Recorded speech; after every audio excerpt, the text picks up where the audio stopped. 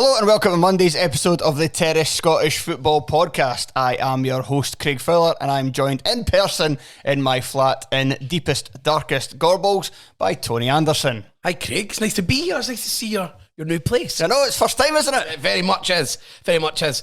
I was walking through, I saw there was a Greg's outlet. Yes. So I was trying to work it, because outlet to me is like where they put stock that's not used anymore, like for Nike, Adidas. So it's like, so round here you can get like a bean bake that's 3 days old or something. How does it work? I don't know why. I have no idea why it's called an outlet. No idea why it's called an outlet. What is that? I've been in it once. To me, it just seems like a Greg's. Okay, fair enough. Fair enough. Is that because cheaper? it's... Is it? Not that I noticed. Does it get much cheaper than a Greg's, really, in general? I just noticed. Maybe it's because it's outside of the town. It's outside of the centre. Greg's have loads of centres. No, you've been to it, so you can't move for fucking Greg's. In any community. Yeah, I don't know why it's called an outlet, but yeah, it's there. It's there. It's got, I've never really been in the Gorbals. It used to have a bad reputation, is that right? It did. And now it's all the high rises, they're not there anymore. Bit of gentrification. Yeah. Everything's fine now. This BBC Scotland stars can buy homes here now. I'm helping to bring the whole neighbourhood up. Yeah. That's the plan anyway. And hopefully, I was just like, the last thing I'd done, I was listening to some podcasts, and I saw you name dropping an Arnold Clark ad, which took me aback when I was just on the train, not really listening because it was your advert. I was like, I'll not really listen. Oh, what? And then I just heard that when you were talking to Telfer on the Lower League pod, that he's like, I just have to. I'm just not even listening to Tony. That doesn't work, Craig. When we're doing this, I didn't say I wasn't listening. It's just when I'm trying to make a link and move on, I lose concentration. And so many times you say something, I'm like, I really wish I'd said something back to that. Maybe it'd be good then. Maybe it'd be better podcasters if I kept listening to you. It's only me and you. That shows you what my attention span's like at the best of times, doesn't it? Right. I mean, in fairness, that one we done after we went out with Lee and that. I was just reading, trying to. Couldn't even remember what any footballer was. I know. I remember that one thinking, right, we need to get to like our usual 45 minutes to an hour, and no matter what, even midway through the sentence, it's just cut off. It was like it was while we were still doing the Celtic game. Celtic getting beat by Killie, I think it was, yeah. And it was like, I was like, it feels like we've talked for a while. Then I looked down. I think at that point I had the mixing desk to my right, and I looked round to look at it. It only said 8 minutes. I was like, no, God, this is going to take forever. Right, so we're back here again because we're here for our Monday show, which is Premiership orientated. However, there's still no Premiership teams playing football at the moment. They're still on the winter break. They will be back next week with the Scottish Cup 4th round. But we need to fill the gap. And to do so, we are going to be doing a little draft. And we're going to be doing a draft of out-of-contract players in the Scottish top flight. However, before we get to that, Tony, would you like to fill anybody in on what happened to you on Saturday? Well, we were very fortunately invited along to Montrose from Barry O'Neill. Yes. And what a wonderful host he was. And Montrose Football Club in general. Like, I mean, I've never really been a VIP anywhere in Trailer, so it was absolutely good. Do you want this? Every sort of second sentence was, do you want something? Yeah. Yes. I just got used to it. At first I felt quite awkward about that. 3 drinks in, go on then. Just the gins and tonics now. Move away from pints quite quickly. I'll just have spirits. Wee champagne reception. It was absolutely brilliant, actually. They were really, really, really nice to us. And the food was really good. And that isn't always the case. No. That's certainly the hospitality in general. I think you said it's the best food you've had hospitality for a lower league ground. Aye, definitely. For me, it's up there with the best. Like in general, it's up there with like the Skyline. Whenever you get the Skyline at Tynecastle, that's very, very good food because that's like supposed to be a restaurant like outside, like of. I thought it was football. Like one of the highest rated restaurants in the city because obviously just have 5 stars. I went along to the Skyline because my people probably know. Listen, my dad's a Jambo. Mm-hmm. And he asked me I wanted to go, and I was just like, well, I can't be seen to put money into Hearts, so you will have to pay for everything. so I went along. Yes, that's very good. So that's up there. But in terms of other stuff, like if you go to like Hearts for like the Gorgie Suite, the food's quite a bit. I mean, they have to make it for so many people, so that's probably the reason why. But it's kind of like basic, and you're not that fussed. They're there for the bevy. You're there for the free bar. Yeah, you're there for the free bar, so it's not that big a deal. But not free bar, the bar I paid for. For a club of Montrose's size to have something that's been better than 90% of the hospitality meals I've had, it's quite something. Because a lot of time, I know you don't eat meat anymore, but a lot of the time it's always a chicken event, and it feels like they're all just everything's just putting it and boiled to within an inch. It's like every time I've been, it's like going to your when your granny gets ancient and she's not being able to do things properly. But she still refuses. Everyone will have had this. Refuses to let you help because you're like our grandson. Yeah. And they start getting. They can't cook anymore. They're just too old. They can't do anything. Sit down. Let me do it. I'll do things for you, but they won't let you. It's like that a lot of the time. When you go, boiled in with the fucking inch its life. And I was saying that to the people after. I was like, really good. I feel like there was actually care taken about the food to make it good. And that honeycomb cheesecake for dessert. That was incredible. I was thinking about that all day on Sunday. Yeah, how much I wanted to have it when I was hungover as shit in my house. So they had to go out and get a veg starter for me. So they had to go out and get veg stuff for me. It was a veg mains actually. They had to go. I can't remember what the starter was now. Actually, but vegetable soup. Oh yeah, the soup. Soup was great. And then they had to go out and get something special for me. They got me a camembert and fig pie, and it was tremendous, like a tart. It looked really nice. It was really good, really good. But anyway, that's not the fun bit. You get excited. You get excited in these environments. Yeah, you get drunk. Yeah, you get drunk. And we're sitting watching the game, and I found it funny because you're guests, and we're all clearly just pissed. And they're like, obviously, you're meant to be like, we're barely talking about the game. I'm just calling the guy up front the Riz King. Stuart Petrie came up to watch the game, kind of like Walter Smith style, like watch the first half from like high up on high. He sat directly in front of us. And he lasted about 10 minutes. I was like, he's clearly gone, dude, because we're just talking absolute piss. Barely paying attention, just having a laugh. But and then Barry was a very good sense of humour. He was on board and it was a really fun day. But I got kind of and later on, about 70 minutes into it, I was looking on my phone and I saw that and I was drunk. And then obviously Edinburgh City were 2-0 up against Falkirk and it was still 13-5. I was like, wow, why is that? And then I put £50 on Edinburgh City, which is the second largest bet I've ever put on in my life. And I'd done it, and then it was like, and then I went back into it, and it was still saying 45 minutes. Yeah. And I was like, what? But when I done it the first, something when you come out of betting app, the ticker just keeps going up regardless. Yes. Something you can look at the game's finish, and it'll say 150 minutes or whatever. So it was like, that's obviously what happened. I went back, I was like, oh shit. And I was like, what's happening? And someone's like, all I heard was you asking, how come the Edinburgh City Falkirk game's still like in the first half? We were like, it was delayed because of like crowd control. Crowd control, trying to get all the crowd in. 12 people there. No, there'll be a lot of Falkirk fans, and it's Meadowbank. Yeah. So that was why. And I'm like, oh shit. Oh, by the way, I put £50 on it. Edinburgh City. And then you're like, already the cash out spot. Yeah. People like that, just take that. I would say, just right off the tenner. But no, I'm a gambling man, so I left it. And we left it all the way. And then I went to cash out at one point, and it wouldn't let me cash anyway after 90 minutes. And we just kept on looking. I was like, just let it run. It'll be fun. It went 2-1 after 55 minutes. We were like, oh, this is fucked. And that's like the best team in the league by a mile against one of the worst teams in the country. Yeah. And then it went on, and then actually in the end, I was extremely unfortunate, and I got absolutely shafted. Yeah, if anybody's not seen it, the penalty decision is an absolute shocker. When Amy Canavan put Penn Falkirk on our terrace chat, that was the first time I saw it, I could spat in her face if she was there. Apologies, Amy. Don't know why he's blaming you. I was going to say a little shit in the message. So yeah, that was annoying, but these things happen. And don't gamble. Really? That's the moral of the story. Especially if you've already had don't gamble, it's not worth it, don't bother. Especially if you have your first pint at 11:15 in the morning, so don't do that. Yeah, we were doing quite well then because we could have had drinks a lot. We were talking about this before, but we were getting cans for the train. I'm like, if we start drinking at like 8:30 in the morning, and we already if we're drinking for 5 hours before we get free bevy, I mean that's a problem. We already embarrassed ourselves enough when we were there, when we weren't doing that. So imagine we had.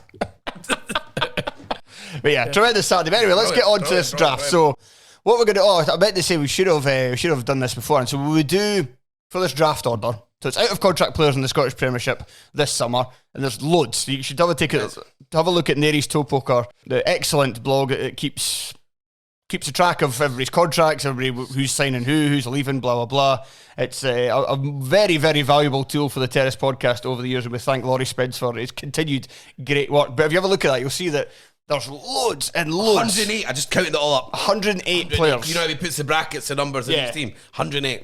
108 players who have seen their contracts running down in the Scottish top flight, and we are going to draft the best of them. We're going to each make us an 11 that works, and then you guys, and this will be good for you who like to watch it on the YouTube, I'll make a graphic to go along with this podcast and update it as we're going along. Check us out, man. And at the end of it, you can decide who are the better team, myself or Tony. But how are we going to do this? So obviously we're going to take it about turns, but are we going to do it like one of us goes first and then the next one has 2 picks, or are we just going to go one each? I think just one each because there's only 2 people. Right, okay. I don't know, that should be fine, eh? I don't, because otherwise, yeah.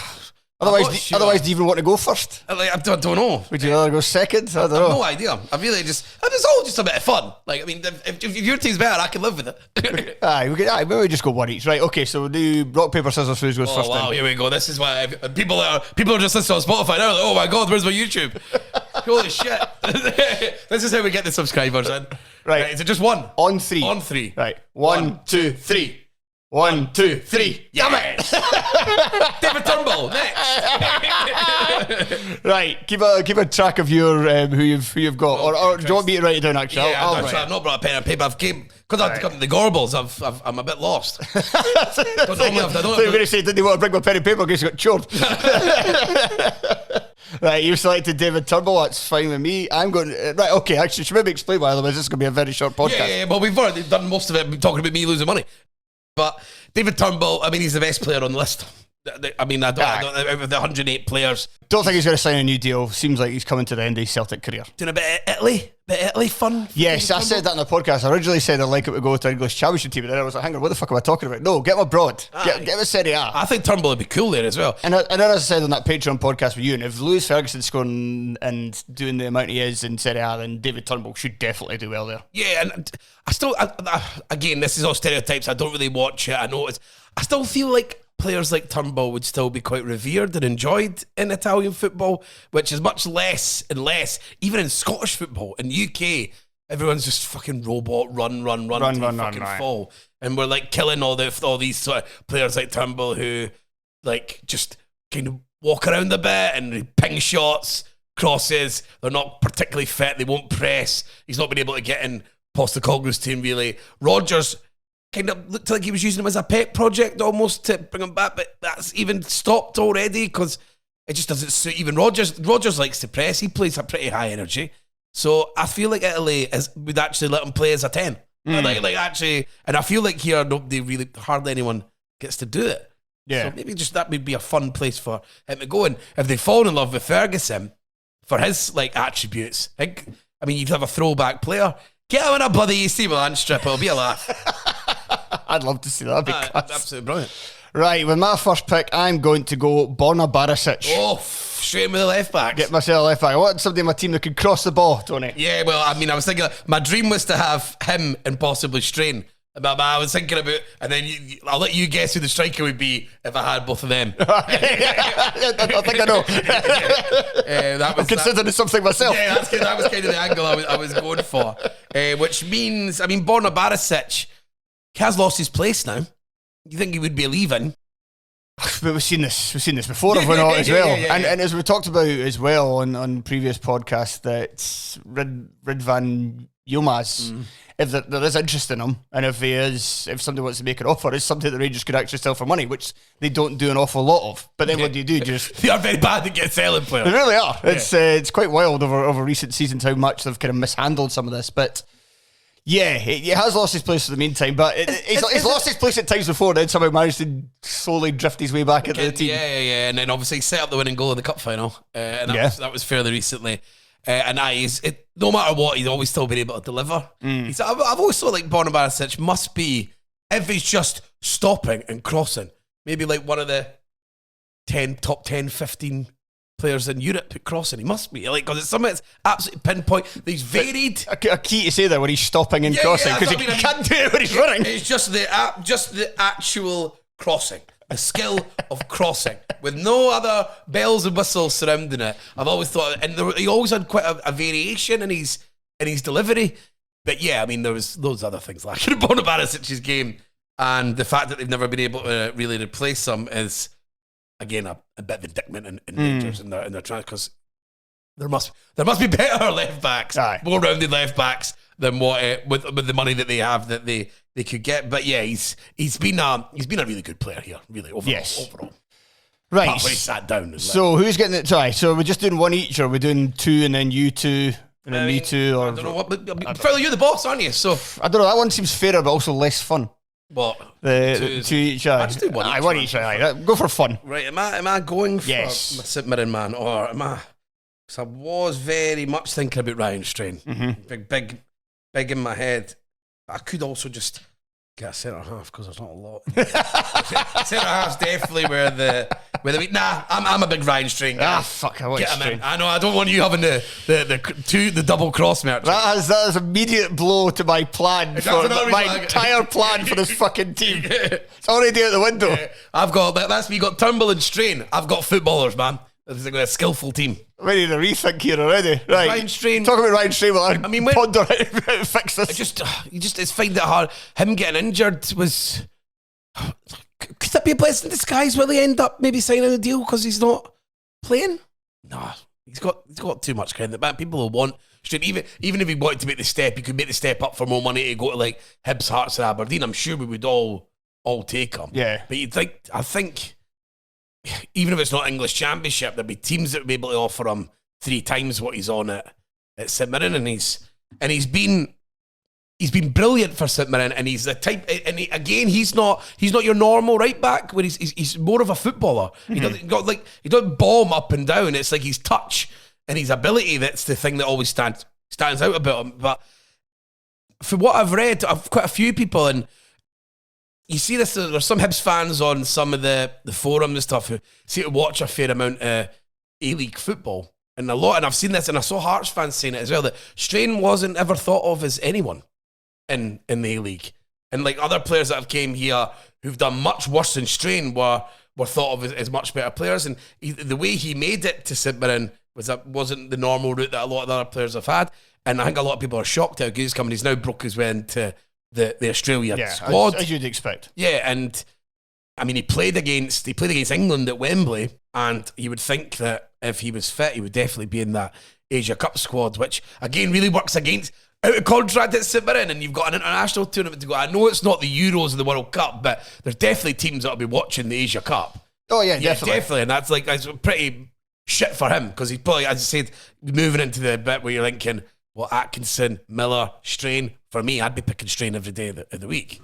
Based on what you said, it's funny when you get that it's just an international level, somebody just seems to be completely fancied above another, and it was weird just having like Ryan Strain and Natty Atkinson like last season playing in the same league, and like why is he the one in the starting 11? Even Hearts fans are like, why is he the one in the starting 11? You'd be desperate for Strain. Can we get that guy for St Mirren? He seems good. Yeah. So they are different types of players, to be fair. Strain's more about whipping balls in, and Atkinson's more about just getting into the box. And he can be deep. Strain as well. He can cross him anywhere. He can do those deep ones, and he's just a nice footballer to watch as well. His touch is really good. Injured at the meantime, which probably means it rules out any chance of him leaving in the January window, which the Mirren fans will be happy about. Maybe it also gives him a better chance at signing him to a new deal. But that's what I was saying at the start. That feels fanciful. Yeah. You would think he would be heading elsewhere. Right, my next pick then. God, I should have actually gone. Let's have a look at the. Should have went the two picks, and you would have been. I'm having a look at other left backs. No, they're all shite and awesome. No, no, I don't make sure I had the 2 picks. But no, I was going to build my team around these wing backs, and now that's it's gone. It's gone. I wanted to do the same. I'll be honest with you. That was exactly the same route I was wanting to take. See, there's a forward available who, if he plays, it's like one of those ones. It's like, can we even take him seriously anymore as a footballer? Like, I don't know whether to pick him or not. So.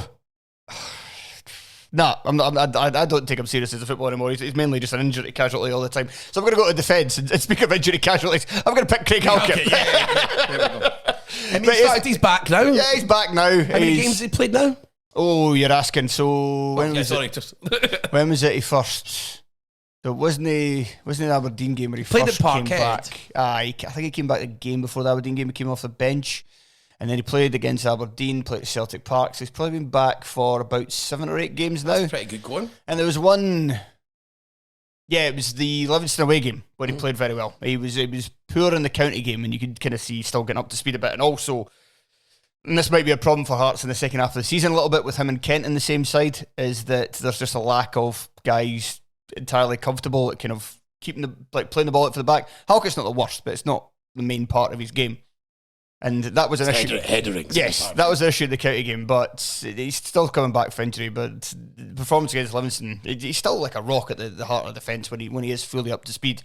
He was exposed in that Aberdeen game, but that was I think that was just a kind of poor choice for Naismith to bring him in that match. But against some of the best strikers in the league right away. I'm gambling here because we don't know yet what he's going to be like post-injury, but we know that beforehand he was... I don't think anyone's going to be like, remember that draft you done? 4 months in the future. Fella, I think you got that one wrong, mate. Even though I'm putting it in my head now. People of this will be long forgotten. Yes, that's probably true. But it seems like he is getting back to his best, and his best before then was very, very close to a Scotland call-up. Like, if you think about... I know they're different players, and I don't think they necessarily would have suited the way that Scotland play, but if you think back to when he was in the squad and Ryan Porteous wasn't, and then you think of the next kind of internationals, when there was that Ukraine game and was a defensive crisis and Porteous gets called up, and since then, Porteous' career for Scotland is just like been a meteoric rise. And had Halkett, that was before he'd done his knee, but he was still, I think, out with a hamstring injury at the time. It was just kind of he might have been picked before at that time, possibly. The way that Clark lined up, you would say maybe he would have picked Porteous regardless, but maybe that was because Porteous was the best available. He thought, oh, well, here's somebody that's fast, who can play with the ball. Whereas if it was Halkett, he might have said, right, our game plan is to go there and sit in for 90 minutes, and Halkett's going to head everything away. So you don't know, but that was certainly, it seems like almost a crossroads in Halkett's career, and it'd be interesting to see if he signs a new deal, because I wouldn't be surprised if he just goes, okay, I've been here long enough. I can imagine a championship team, even with his injury history, if he has a good half of the season, will say, we'll double your wages. You could sign a 2-year deal. But yeah, I could also imagine he'll just like, be like, right, thanks for standing behind me with injury. I still want to play here, especially if I get third again. And yeah, a 2-year deal will probably be like, yeah, because then there's still room to move again. Well, I always think after a major injury, you want to be somewhere where you know you're going to play and you feel safe. I just think for at least a year after 2 pretty serious injuries. That's how I would think anyway. Right, am I going into this centre defence now as well? I feel like I might need to with the lack. Were you thinking about a back 3? Is that where you were? I was. I don't know if I'm going to stick with it now. Yeah. But there's enough though, because there's other players there that could definitely do both. And I think I will take... I'm not Paul Hanlon, mum. Do I have to? Is that? Do I have to pick Paul Hanlon? I don't want. Is this what my life's come to? This is what, your Liam Gordons, your Andrew Considines, your Paul Hanlons. You're like Leon Balogun as well. No set on him being. I think it certainly looks like he's had an ages catching up with him, because his main thing was pace, and that started to disappear. Even though, to be fair to him, the pace stuck with him for quite a long. Yeah. Because when he was at Rangers, he was like 33 the first time round. He's still quicker than Goldson. Yeah, he's still quicker than Goldson. Maybe I will take him. Yeah. I don't want Ricky Lamb either, or really bad in the centre half department here. A lot of shit centre halves in Scotland. Yeah.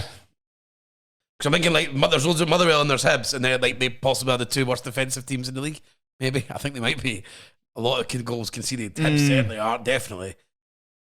We're going to have to rush you here. Yeah, I'll go for Leon Balogun now. Leon Balogun, there we go. I can't really claim that Paul Hanlon's better than him. I can't. No, you can't.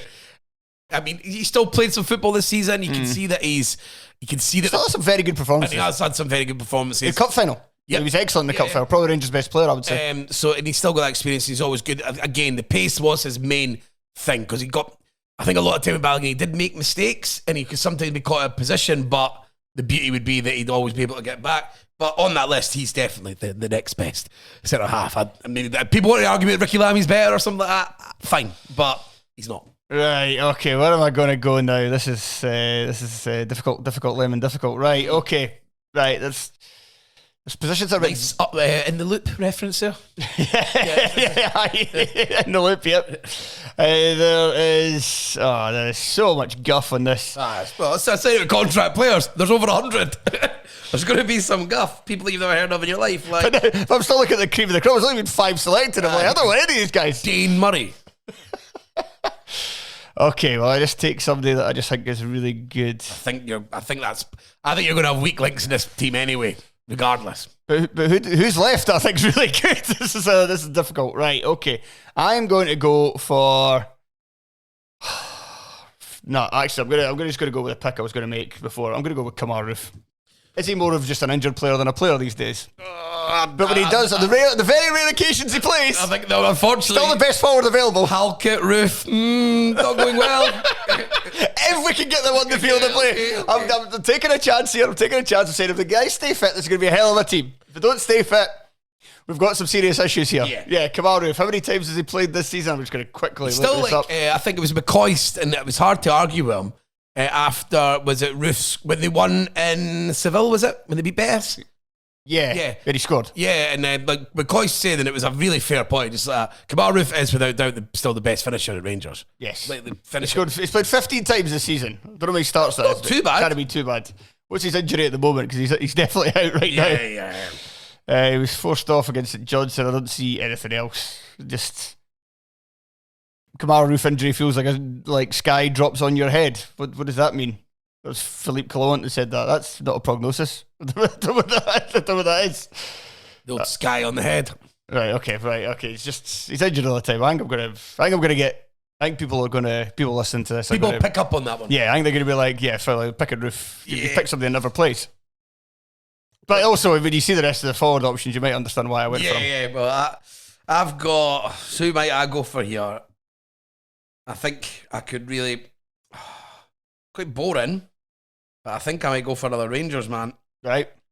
And I might go for John Lundstrom. Okay. Who's had, I would argue, a renaissance this season and has been a lot better after what looked like. He's had a very, very up and down Rangers career. When the going's good at Rangers, Lundstrom seems to. Like that European run, Lundstrom was absolutely brilliant.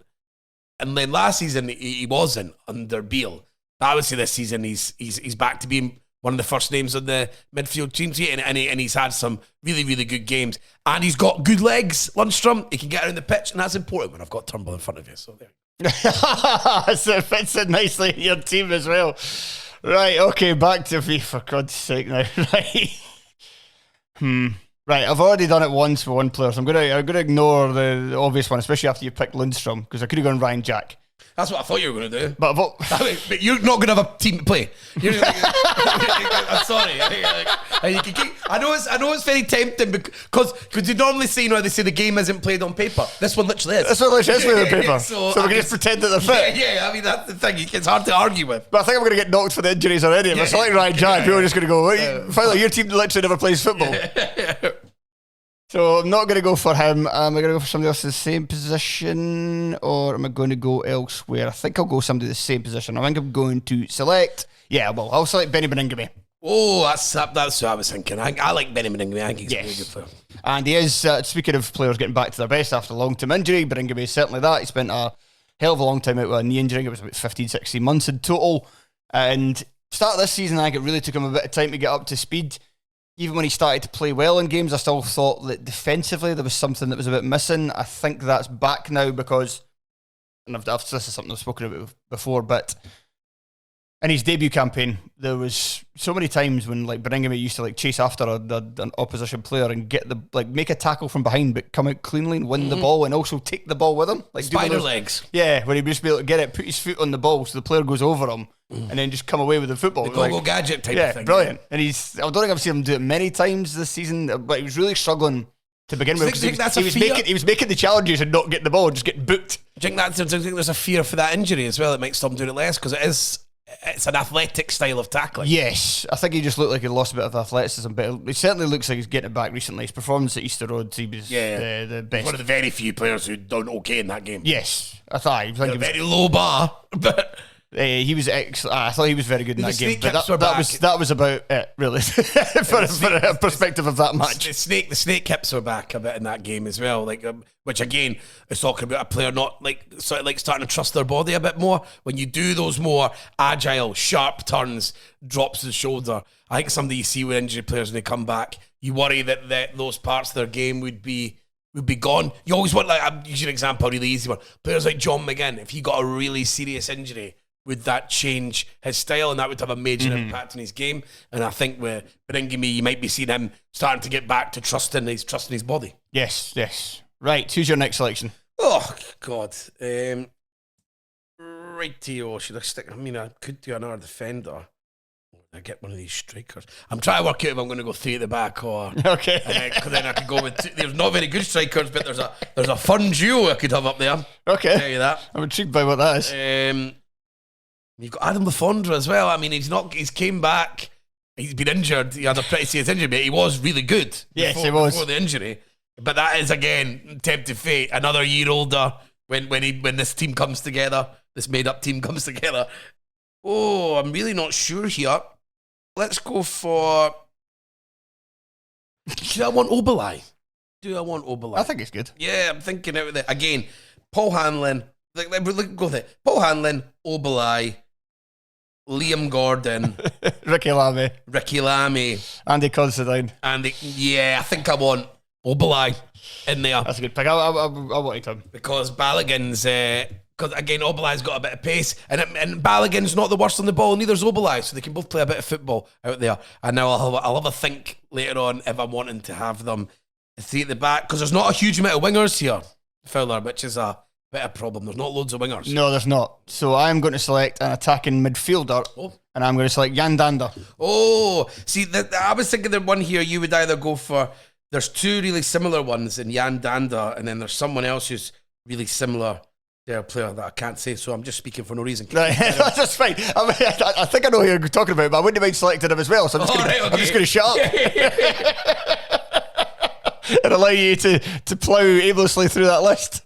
Right, Jan Dander, everything knows about him. He's linked to a move to Hearts in the January window, one of the best players on the top bottom 6 side. As you guys said when you done the Patreon about this, he does need to, I think... I did agree with Craig Anderson in that he's a very good player, but he's probably also maybe a little bit overrated, and that's just because, like, you saw him scoring against Hearts, and I think just for somebody of his talent, you want more goals and assists out of him. But, however, he could be... Craig's confident that when he goes to Hearts, he'll be crap, or when he goes to anybody in the Scottish Premiership, he just won't live up to the hype that's surrounding him at Ross County.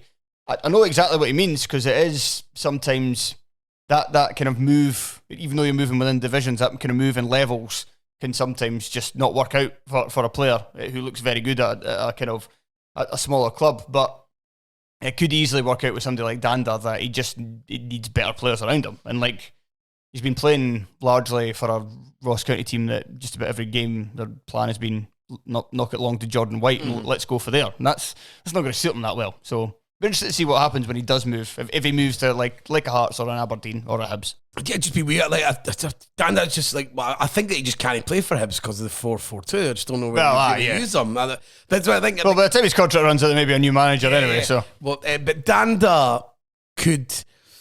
Because the thing about Dander as well, I think he could end up going to Hearts and just being a squad player, but being a good squad player. Oh yeah, there's that as well. Don't get people. I think rather than getting how expensive is he going to be? He's not really that expensive. He's not. Again, I think he's a bit of a highlights reel player. I like Dander. I've always been a fan of Dander, and people make the point and say that, oh, a lot of his assists are set pieces.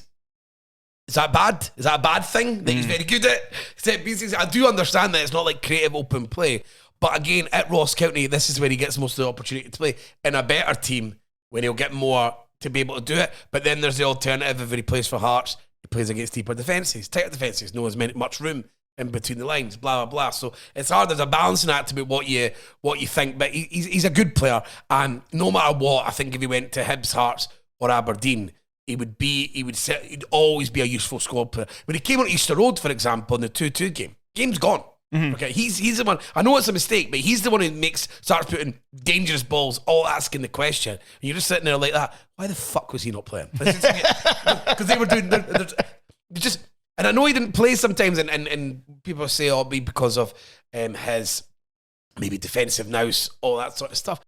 If Ross County can't afford to have one guy who can like maybe do something, I think that's stupid. I do. And again, it's this obsession with energy. Yes, and all that, being able to do everything in UK football, which I really think is really, really relevant now. And back to what we spoke about, we've done the last time we've done the YouTube one, which is just that's kind of what's making it shit. Right, so back to yourself. Who are you picking? Do I want Keanu Bacchus to add a bit more legs in there, a bit of bite in there? But there's another midfielder that I would quite fancy. Right, okay. So I've got two players. All right. They're both midfielders to make my midfield three, and then that would probably be pushing me towards having to play a 3-5-2. It's probably where that would be pushing me towards, because I'd have three midfielders. And they're certainly not. I don't think there's a lot there for making it a 4-3-3, if I'm being brutally honest. Right, do I want Dan Phillips or do I want Keanu Bacchus? This is really this is the world I'm living in. Oh, that's an interesting shout. They are quite different. Yeah, oh yeah, definitely. Bacchus is a lot more vertical of the two. I think Phillips is probably had the better season. I like Phillips is, because Bacchus is injured again now, and Phillips is just really nice player to watch. And what was a really bad team. I don't think Bacchus has quite looked as good since the World Cup, really. Yes, I think again maybe like the same that happens to other players. Should have just left then. Well, he had the option in the summer and turned it down. I mean, I don't think he's been bad this year. In fact, I think he's maybe bounced back a little from his form towards the end of last season. I think he's been decent enough this year. But Phillips has been excellent for St John's. Fuck it, Dan Phillips. Dan Phillips. Yeah, I like Phillips as well. Good midfield I've got there. I would say so. Yeah. Phillips again. I think he's really tidy on the ball. He's always available, but he can make progressive passes as well. And against Hibs, in the game that St Johnstone won, they're moving him forward to play on Levitt in the second half of that 10 minutes. That won them the game. Right, so your midfield's pretty much done, so I can ignore that for the rest of this. And I am going to now pick we're just going to go best player available here. I'm going to stick with St Mirren, and I'm not even sure where I'm going to put this player yet, but he's going to give me options. I'm going to select Alex Gogic. Oh, the Gog. You can play him in defence or in midfield. Aye, so he gives me options for the rest of this draft. I can move him out a bit. I'm still kind of thinking back through my mind, but I don't know if it works entirely without my prized right wing back that I was after at the start. But Gogic is, this season when St Mirren were at their best, Gogic was tremendous. Like, I didn't agree last season when he came in the side at the expense of Joe Shaughnessy and playing the centre-back three. I just didn't really get it. I think Shaughnessy is an excellent player at this level, and I think Gogic is best in midfield. But it's kind of been shown this season that his athleticism and his quickness is just, and his comfort of bringing out the ball meant that St Mirren had that kind of almost sweeper in the middle of their back three, and I think it's worked very well. His form's gone off the boil a bit recently, but then is that because of the fact it's kind of whole chicken and the egg scenario? Is St Mirren's form dipping because some of the players like Gogic aren't playing so well, or is their form dipping because St Mirren as a whole have come down? Not entirely sure, but Gogic still has been one of the better players this season, and it gives me some flexibility that I badly need as I'm scrambling around here trying to make this team work. Yeah, maybe I should grab one of these strikers now that I'm in this world. Who do I have? What are the options you say at home? Well, let me go through some of them. We've got Christian Deutsch of Hibernian. Adam Lafondra of Hibernian again, who is the one here probably that's had the best season despite missing about 3 months of it. Yeah. Bruce Anderson, an old favourite of mine, who's really struggled this season, but again, I would argue that Livingston are fucking pish. Yeah. And then you've got Joel Newbley as well, yes, who could be used as a trigger. But could I end up with just Anderson and Newbley up front? I think it's one of those, sounds good in your head. But then when you really think about it, it's certainly not working for them. And like Newbley's sort of like again, we're talking about players that should have just left. They just tried to sell for too much. I think they fucked his entire confidence up by basically whoring him out to anyone who would listen. So I think I'm going to go for Bruce Anderson. You're going Bruce Anderson, okay? I think so. I think so. I can't see the other striker options. I just think overall he's not had a great season this season, but he's been consistent over a long period of time. He's quick. He'll run the channels. He is a decent finisher, and he's so hard working. And when you've got David Turnbull around, with Anderson fucking being a handful causing shit, Turnbull will come in and sweep it and give the quality. Right, well, I'm going to take away your possibility of you putting Newbley and Anderson up front together. I'm going to take Joel Newbley. Okay. And I know it doesn't. I know there's going to be a lot of people like, what are you doing? He's just.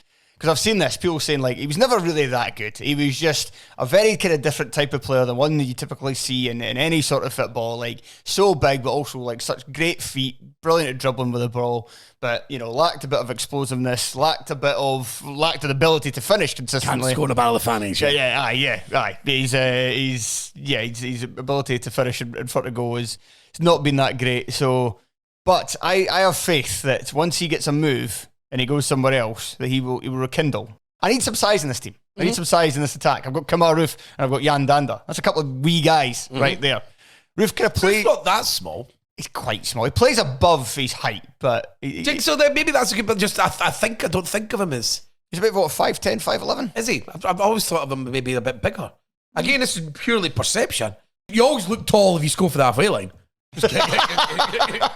Well, according to Google, it's 178 metres, which is... Oh, I hate when they do this. Football manager, get me to feet. Right, 178 metres. I understand 6 foot is relatively tall. Well, that's saying that's 5'8". It's definitely taller than that. He's not 5'8". He's taller than 5'8". I would put Kamar Roof about 5'10", 5'11". I'm taller than fucking Roof then. I find that hard to believe. So I need some proper height in the team. So I'm signing Joel Newbley. Joel Newbley, man. I mean, if this starts to become Twitter chat later, I'll be sticking the boot into a favourite player of mine. What's he done this season? And then you'll go, what's Bruce Anderson done this season? All right. Am I going to end up with 2 Livingston players? I just realised I think I am, because I've got a plan for left wing back. Okay. But I don't have to bother with it because you're not going to take him. So maybe what am I on to my second striker or my third centre half? Because we both don't need to bother with goalkeeper, just so everyone knows. We don't need to bother because there's Roos and there's Hart. So nobody has to worry.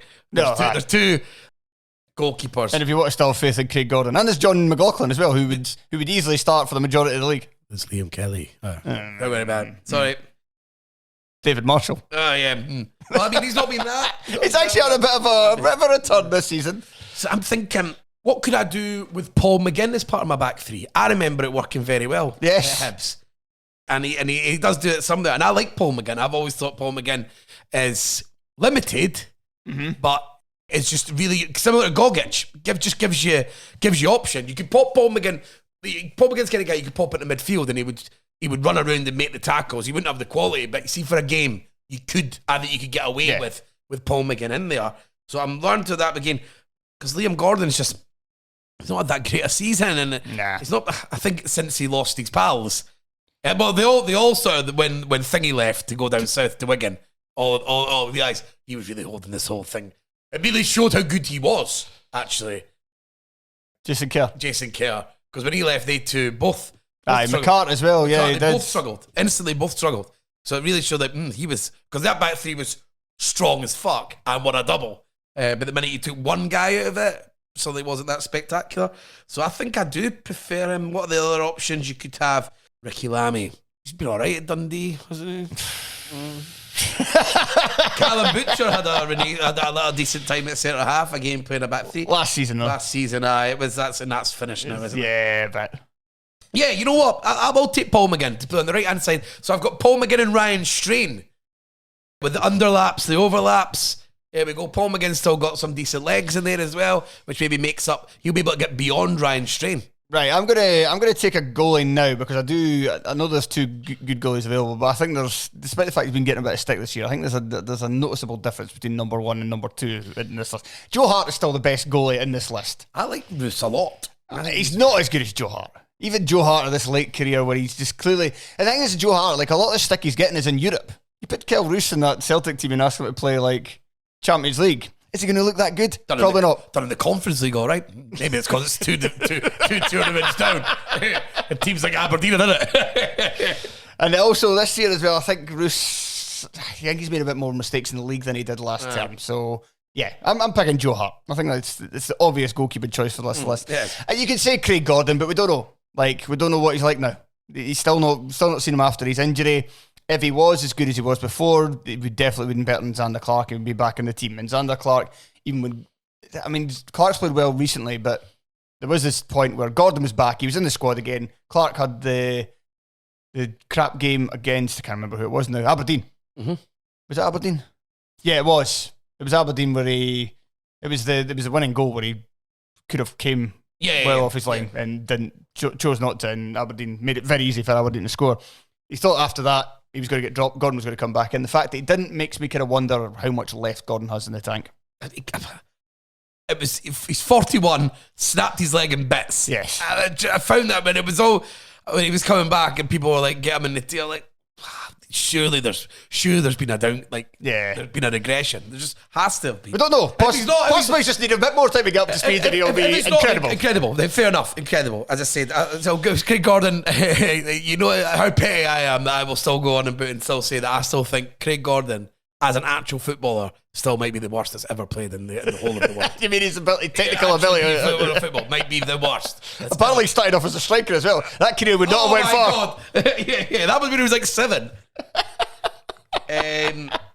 Right, do I want Adam Lafondra to play up front with Bruce Anderson? Because I actually think that would kind of work. Okay. Because one would stretch, one would drop. Yeah. And you've got the quality of Lafondra and Turnbull linking up. I think it could be quite cool, quite good. Or do I just want to get Doidge and Bruce Anderson up front and really fuck things up with no finishing ability whatsoever? You've got Strains crossing. Oh, I find this hard. Like, Lafondra is definitely a better footballer than Doidge. And what are the other striker options? Not good. Olisanya. Marley Watkins. Marley Watkins had a decent season. Simon Murray. I can't have Murray and Anderson. It's people, they're busy. I would be a lot of that. There'd be not many goals. Fans there'll be some fans, the more forgiving fans on forums saying that, oh, they're awfully busy. They're awfully busy. But not really any good in front of actual goal, though. Would be a severe problem there. Adam Lafondra was really, really good when he was playing, and I'm going to go for Adam Lafondra. Right. And it doesn't seem like he's everyone thought he was going to be shit when he turned up, and he was excellent. And I actually think we're going to be doing something about Nick Montgomery when we get back. That team misses Lafondra so much, and you didn't realise it at the time. I think I've got 2 more positions to pick, and I could pick them both without you taking them. Right, okay. So I'm selecting, I would still think I was going to go for a 3. I've changed my mind. Oh, yeah. I'm going to go for a 4-2-3-1, and I'm going to finish off my trio of attacking supporting players behind Kamaru. So I've got Kamaru, I've got Joe Newbill on the left, I've got Jan Danda in the middle, and I'm going to select on the right, Blair Spittle. Yeah, Blair Spittle's a good one. Yeah. Blair Spittle's a good one. Good player. And he's I think his spell at Motherwell since Kettlewell came into the team, I think is the most impressed I've been with Spittle in his entire career. I never really got it before. Obviously, he looked good when he first kind of burst in at United, but there was just a whole lot lack of consistency. He's had spells at Thistle. He's had spells where it's just like... That was the other player I was thinking about earlier, by the way. I thought it was. That's why I didn't say. I think I might want Blair Spittle on this team. And I've never been convinced by him. I don't think he's been anywhere near consistent enough. I think he's a bit overhyped. So I've just realised that I've now got 3 Livingston players in my team. Fuck's sake. I might win this now. Doesn't matter that they're all injured. At least they're not Livingston players. Fucking hell, there must be another option. A trade out. I'll let you finish. But yeah, I think heart attack there. Sorry. I think since Kettlewell's come in, I think Spittle's been probably over that period in terms of consistently at least Motherwell's best player. He's very creative. And he's just. And again, I've said this word now about 3 times to talk about him, but that consistency that wasn't there before, I think is there now, and he's generally just plays well a lot better, even when he's not scoring a goal and assist. And it was those types of goal and assist that I felt that he would pop up every now and again, and it was one of those ones that there was a lot of hype of him coming through. He's had moments in his career where he's looked very good, and it's just one of those ones where people keep saying, "Oh, Blair Spittle, great player." I'm like, is he though? He doesn't do it that often. Now I think at Motherwell he has been doing it very often and consistently. Yeah, he's a main creative outlet. So he rounds off my attack. Basically, I've only got defenders really to pick for now on, or with that potentially defensive midfielders. Good luck with that. Oh, I suppose you can see you back. I say that'll be all right. I'll just give you my 2 if you want, just to round us off. All right, we're pushing 50. We're on past 50 minutes anyway. I'm gonna have Kilruss in goals, obviously. Right, no any debate about that. And I like him, so I don't care if it's a 3rd Livingston player. And these 3 Livingston players have been really good in the league out with this season as well. So it's not so I'm with James Penrice. Okay. And I think James Penrice is good. Yeah, anyone says. And he's out of contract. I wouldn't turn my nose up if Penrice ended up at Hibs. Maybe not as guaranteed. But back up to a beater. I'd be more than that. I would be more than happy with that. With Lewis Stevenson finally going to race over. Yeah, and good luck to him. He deserves it. Deserves to go play for his hometown team. Right, okay, so that leaves me to finish it off. So I need a right back, fuck. Yeah, not a lot of them, my son. I'm going to have to pick Stephen O'Donnell. It's going to have to Okay, happen. my team's better. Yay! You've got a couple Motherwell players in your team now. Oh dear. Right, so that means that I'm just left with the option of picking our centre-half or defensive midfielder and then using either Gogic in the middle of the park or Gogic at centre-half. I'll now be arguing if Gogic is used as a 2 and at centre-half, then I'll be slagging that off. You think it wouldn't quite work? But he's somebody that can play with the ball a wee bit besides Halkett. And Halkett could do it. Is Gogic that good? Very much a wee bit. He's a midfielder. I suppose he's probably one of those decent as a ball player. Yeah, at centre-half. And bad in midfield. Yeah, definitely. Oh, no, actually, no. Yeah, I'm definitely going to put him because it's somebody I almost glossed over there and didn't take him. Yeah, I can't believe I got him with the final pick. I'm taking Connor Barron. Oh, yeah, Connor Barron's pretty good. I wasn't that arsed. Love him.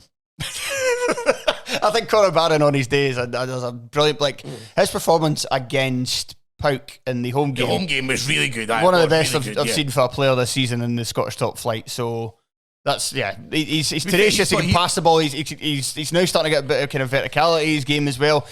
Consistency is a big issue. He has these games and then disappears. He's still quite young. So, I mean, consistency is something you can accept. Yes. But what if he plays badly when all 21 your other players... still. What if he plays badly when all your other players are injured? That'll be him. then we're going to be very poor. So my team, I have gone for a 4-2-3-1 and I have selected Joe Hart in goals. I have a back four of Stephen O'Donnell, Borna Barisic at left back, and I have a centre-half pairing of Craig Halkett and Alex Gogic. I have a sitting midfield 2 of Benny Beringame and Connor Barron with Jan Danda in front of them. Not much height there. Not much height going on there. On the left, I've got Joe Newbley. On the right, I've got Blair Spittle. The midfield, you can't just lump it into midfield. I'm also a bit concerned the fact that I don't really have much width on the right unless we're asking Stephen O'Donnell at age 32 or whatever he is. You're asking a lot. To turn back the years. Neither in summer for him, I think it's fair to say. And Kamal Roof needs to stay up fit up front. Yeah, I don't know, Craig. I've easily got the best forward if he stays fit. Yeah. Which he never does. No.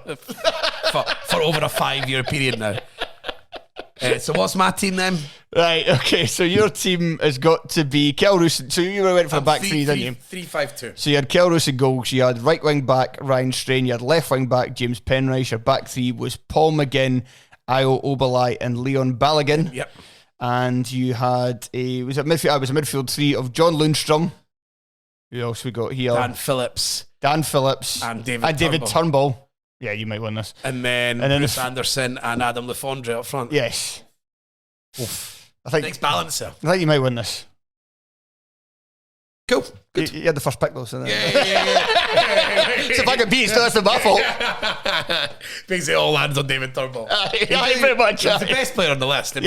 Even though, Ruth could argue as well, but again, just not being able to get him on the pitch. But Ruth on his day is one of the best strikers in the country, and you see it.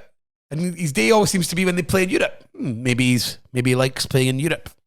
Never thought about that.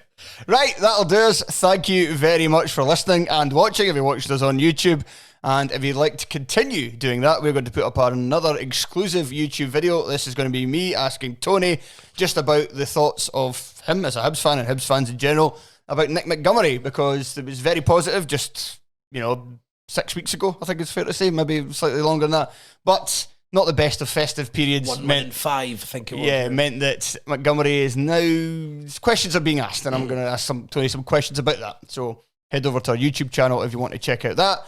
If you want to also check out our other exclusive content, it is available on patreon.com/Terrace Podcast. You can get everything we've recorded. I think it's over 1,000 podcasts we've done on the Patreon over the last, when did we launch it, 5 years ago? Are you able to find out how many pods we've done since me and Joel joined you? What, in total, overall? Yeah, that's how many the Terrace Podcast done. Yeah, it's a bit tricky because some of our old archives aren't there anymore. But loads. Yeah, a few. Yeah. 2012, that's 10 years. Yeah. In fact, 12 years, bloody hell. Some people sitting there listening going, too many. We're pretty much, I don't know the date of our first ever show, but we're pretty much, at some point this month, we celebrate our 15th birthday, the Terrace. Wow. Started in January 2009. But I can't remember when. Soon we'll be old enough.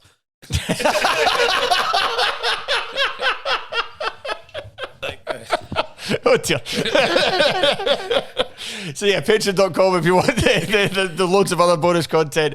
And yeah, we're also now available on TikTok, Instagram. I think we've got a Facebook page, but if you want to follow us on every single medium, so you know, if your mum wants to listen to us, we'll come on Facebook. If your auntie wants to listen. And yeah, that'll do us. Tony, say goodbye. Cheers, bye. Goodbye.